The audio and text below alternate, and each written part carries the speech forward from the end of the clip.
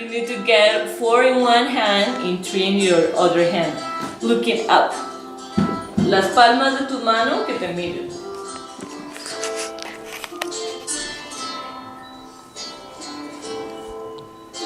And the right hand is gonna grab it from below to up.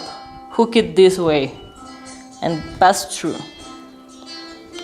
Then in the hand that there are 3 left, you will move them and with the little finger get in the inner part, and since this is the left hand, you're gonna draw it from below.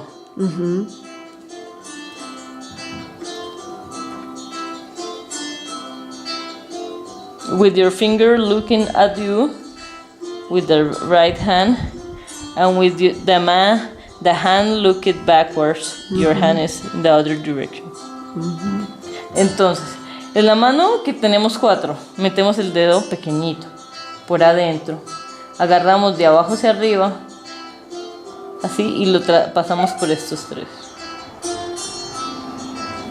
Lo movemos y con el dedito pequeño entramos, y como esta es la mano izquierda, agarramos volteando la mano, así.